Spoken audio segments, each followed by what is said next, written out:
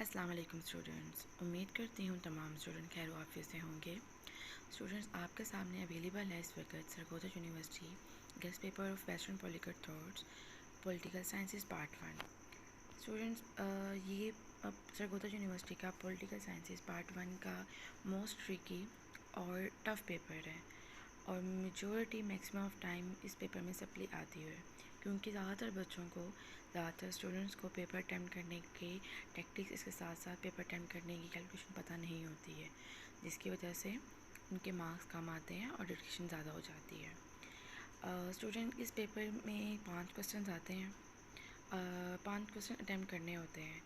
पहला क्वेश्चन जो होता है वो शॉर्ट क्वेश्चन पे अवेलेबल और शॉर्ट क्वेश्चन बेस्ड होता है और जो बाकी फर्दर क्वेश्चन होते हैं वो लॉन्ग क्वेश्चन इन फॉर्म होते हैं।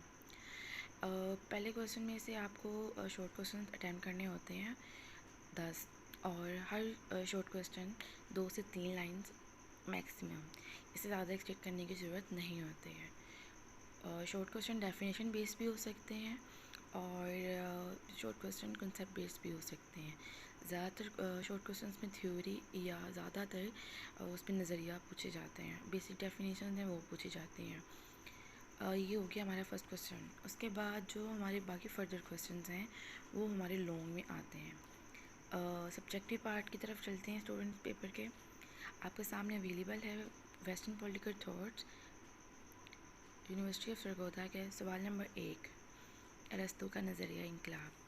स्टूडेंट, सबसे पहले आपने इस क्वेश्चन को अटैम्प्ट इस तरह करना है कि आपने अरस्तू का पस मंज़र है उसको थोड़ा एक्सप्लेन करना है, उसकी तसनीफ़ को थोड़ा एक्सप्लेन करना है, उसके बेसिक नज़रिया को एक्सप्लेन करना है, वजाहत करनी है। उसके बाद आपने अरस्तू के नज़रिया इंकलाब की तरफ आना है और कोशिश करें उसको पॉजिटिव वे में रख के ही तनकीदी नज़रिया नहीं बनाना, उसको नज़रिया इंकलाब में ही लिखना है। करने के बाद उसका आपने वजाहत करनी है, एंड पे आपने हासिल कलाम लिखना है और अपना क्वेश्चन ये वाइंड अप करना है। ये मोस्ट इम्पॉर्टेंट क्वेश्चन है जो कि मैक्सिमम टाइम पास पेपर्स में आया हुआ है। क्वेश्चन नंबर 2 है हमारा रूसो का इक़्तिदार आला।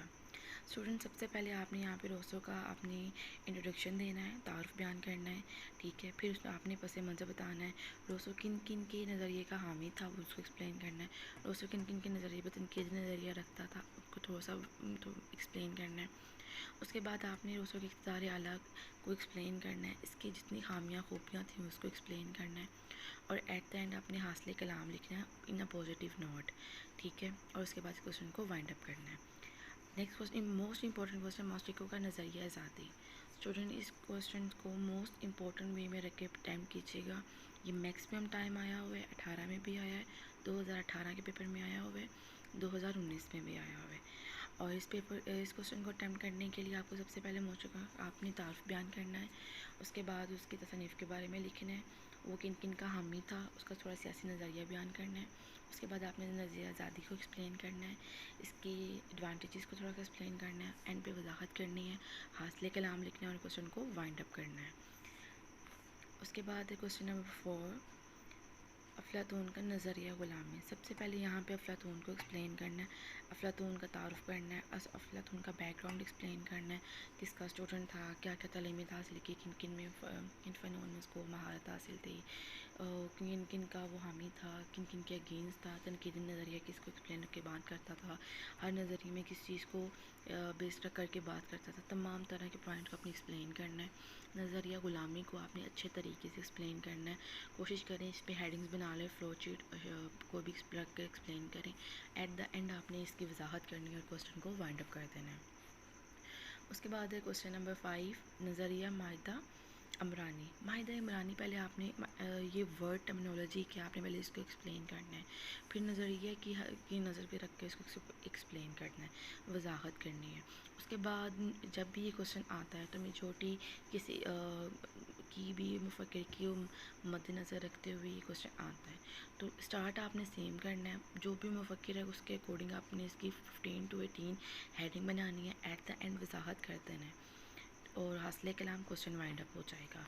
क्वेश्चन नंबर 6 है लेनिन की फ़िलासफ़ी। सबसे पहले यहाँ पे लेनिन को एक्सप्लेन करना है, उसके तारुफ लिखना है, उसके पस मंज़र लिखना है, फिर उसकी तसनीफ़ को थोड़ा सा हवाला देना है, उसकी बेसिक फ़िलासफ़ी का करना है और वो किसके इम्प्रेसिव था, उसके बाद उसके तमाम फ़िलासफ़ी के क्या क्या एडवांटेजेस थे, डिसएडवांटेजेस थे, तनकीदी नज़रिया लिखना, वजाहत करनी है और एट द एंड आपने हासिल कलाम लिख के इस क्वेश्चन को वाइंड अप कर देना है।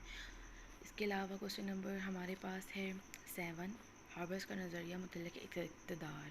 सबसे पहले हार्बर्स को एक्सप्लेन करना है। हार्बर किसके ज़ेर से रख के अपने तमाम नज़रियों को उसने रख कर अपनी थ्योरी पेश की, आपने इसको एक्सप्लेन करना है। उसके बाद फिर अपने मुक़्तदर आला की इक़्तिदार की तारीफ़ को एक्सप्लेन करना है। उसके बाद फिर आपने इन दोनों का आपस में ताल्लुक़ एक्सप्लेन करना है, इनकी जितनी भी इख्तियारात हैं उसको एक्सप्लेन करना है, इसकी वजाहत करनी है, हासिल कलाम लिखना और क्वेश्चन को at the end wind up कर देना है। मोस्ट इंपॉर्टेंट क्वेश्चन है क्वेश्चन नंबर 7, कम्युनिस्ट इनकलाब। देखिए स्टूडेंट, कोशिश करें अगर एक क्वेश्चन पेपर में आता है तो इसको पॉजिटिव वे में एक्सप्लेन करने की कोशिश करें, ना कि इसको थोड़ा सा नेगेटिव रख कर इसे एक्सप्लेन करें। जितना पेपर को आप पॉजिटिव रख के, पॉजिटिव क्राइटेरिया रख के एक्सप्लेन करेंगे, उतना ही मैक्सिमम एडवांटेजेस होते हैं नंबर गेनिंग के लिहाज से। आई होप आपको समझ आ गई होगी।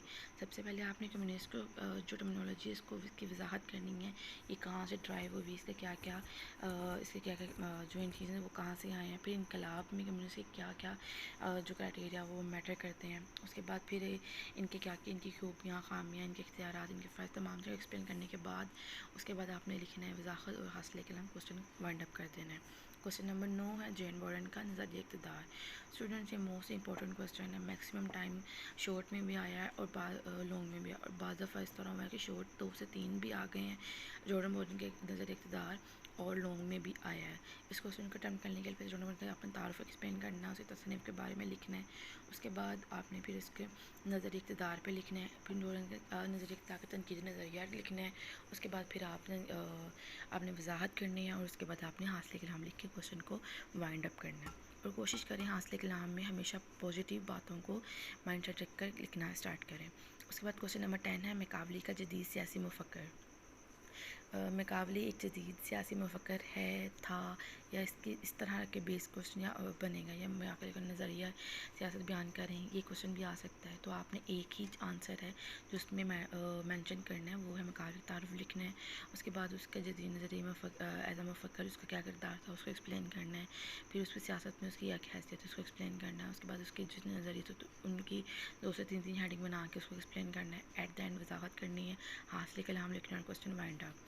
उसके बाद है सवाल नंबर 11, हीगल का नज़रिया जज़ियाती। सबसे पहले हीगल की तारुफ को एक्सप्लेन करना है, पस मंज़र लिखना है। उसके बाद फिर आपने उसकी तसानीफ़ को एक्सप्लेन करना है। उसके बाद आपने इसके नज़रिए के जितने भी पॉजिटिव हैं वे उनको एक्सप्लेन करना है, उस पर नेगेटिव क्राइटेरिया एक्सप्लेन करना है, वजाहत करनी है, हासिल के नाम लिखना है, और क्वेश्चन को वाइंड अप कर देना है। उसके बाद है सवाल नंबर 12, मार्क्स की तारीख़ की मादी तशरीह लिखें। कॉर्ड मार्क्स की बात हो रही है, ठीक है। कोशिश करें इस क्वेश्चन को बहुत अच्छा with the presentation, flow sheet and flow chart के साथ एक्सप्लेन करें। ये मैक्सिमम टाइम आया हुआ है 16 में आया है, 2016 में आया है, 2018 में आया है, 2019 में आया है। तो कोशिश करें इस क्वेश्चन को बहुत अच्छे तरीके से अटैम्प्ट कीजिएगा और उसको कीजिए। सेम इस तरह पहले कॉर्ड मार्क्स का तारुफ लिखना है, फिर उसका जो मादी तशरीह है उसको तो एक्सप्लेन करना है, तारीख को एक्सप्लेन करना है। उसके बाद दोनों में इनका रिलेशन एक्सप्लेन करना है, इनमें क्या ताल्लुक़ है उसको एक्सप्लेन करना है, इनके क्या असरात मुरतब होते हैं उसको एक्सप्लेन करना है। एट द एंड आपने हासिल कलाम लिखना है, वजाहत करना है, क्वेश्चन वाइंड अप कर देना है। स्टूडेंट के मोस्ट इंपॉर्टेंट क्वेश्चन हैं जो कि वेस्टर्न पॉलिटिकल थॉट में से उठाए गए हैं पास पेपर्स में से, और इंशाल्लाह अल्लाह ने चाहा तो पेपर का हिस्सा बनेंगे और आपके लिए आसानी होगी। स्टूडेंट्स, कुछ आपके लिए नोट है इस पेपर को अटेम्प्ट करने के लिए। सबसे पहली बात, आपने पेपर को कंफर्टेबल लेवल पर रख कर ही अटैम्प्ट, अगर आप फील नहीं करेंगे आप उसकी तो पेपर अटैम्प्ट इजीली नहीं होगा। हाइपर होने की या नर्वस होने की या कॉन्शियस होने की इस पेपर को अटेम्प्ट करने की ज़रूरत नहीं है, एक चीज़। दूसरा, ये पेपर बहुत टफ और ट्रिकी है, कोशिश करें पूरा पेपर अटैम्प्ट करके आएँ। आपकी शीट जितनी आपको अवेलेबल है एट द एंड उसको वाइंड अप कर कर आएँ। मैक्सिमम राइटिंग करें, टाइम मैनेजमेंट सीखें। एक क्वेश्चन को आप कितने मिनट में टैकल करते हैं घर पे प्रैक्टिस करें, मैक्सिमम प्रैक्टिस करेंगे। इस पेपर को में मैक्सिमम मार्क्स वो स्टूडेंट उठाते हैं, वो गेन करते हैं जो स्टूडेंट्स की राइटिंग स्पीड ज़्यादा है, टाइम मैनेजमेंट है और जिनकी प्रेजेंटेशन अच्छी है। ये 3 क्राइटेरिया को माइंड में रखिएगा, इसकी प्रैक्टिस करेंगे। By the passage of time आपकी प्रैक्टिस करने से आपको इस चीज़ में गेन अप हो जाएगा और आप इम्प्रूव कर जाएंगे तमाम स्टूडेंट्स। एक चीज़ हो गई। दूसरी चीज़, हर क्वेश्चन में कम से कम एक फ्लो शीट बनाएं, एक फ्लो चार्ट बनाएं। दोबारा एक्सप्लेन करती जाती हूँ। फ़्लो शीट जो होती है वो होल दी ओवर क्वेश्चन की होती है। फ़्लो चार्ट किसी टिपिकल किसी पार्ट या हेडिंग का होता है। इसके अलावा तारुफ, पस मंज़र और तसानीफ़, एट द एंड हासिल कलाम और वजाहत, इन 5 हेडिंग्स को छोड़ के ट्राई करें कि हर क्वेश्चन में 18 से 20 हेडिंग्स हों। यानी टोटल अगर आप काउंट अप करें तो आपकी एक क्वेश्चन 25 हेडिंग्स हों और हर क्वेश्चन में एक फ़्लो शीट हो और एक फ़्लो चार्ट, यानी 2 चार्ट हो, 2 डायग्रामिंग शीट्स हो गई और बाकी आपकी 25 हेडिंग्स हो गई। तीसरी सबसे इम्पोर्टेंट चीज़, आपने अपनी प्रेजेंटेशन पे मैक्सिमम काम करना है। ना बहुत छोटा राइटिंग यूज़ करें, ना बहुत बड़ी राइटिंग यूज़ करें। आपने बिल्कुल जिसको इंटरमीडिएट रख कर काम करना है। उसके अलावा प्रेजेंटेशन के लिए आप 2 डिफरेंट मार्कर यूज़ कर सकते हैं, डेफिनेटली करें, लेकिन वर्ड को प्रोमिनेंट करके लिखें। As a checking point of view हम लोग हमेशा उन पेपर्स को प्रेफर करते हैं जो पेपर जिनकी प्रेजेंटेशन अच्छी होती है और एज अ चेकर हमें रीड करने में आसानी होती है, हमें हेडिंग समझने में आसानी होती है। हेडिंग के अकॉर्डिंग हम गेस कर सकते हैं, आइडिया कर सकते हैं कि इसमें क्या मेंशन किया होगा। तो अपनी प्रेजेंटेशन के ऊपर मैक्सिमम काम करें स्टूडेंट। उम्मीद करती हूँ तमाम पॉइंट आपको समझ आए होंगे। इसके अलावा किसी और पेपर के अगर आपको गेस्ट चाहिए तो आप व्यूज़ या कमेंट में हमें बता सकते हैं। दुआओं में याद रखिएगा। इंशाल्लाह अल्लाह ताला आपको कामयाबी से नवाजेगा। आमीन सुम्मा आमीन। अल्लाह निगहबान। खुदा हाफिज़।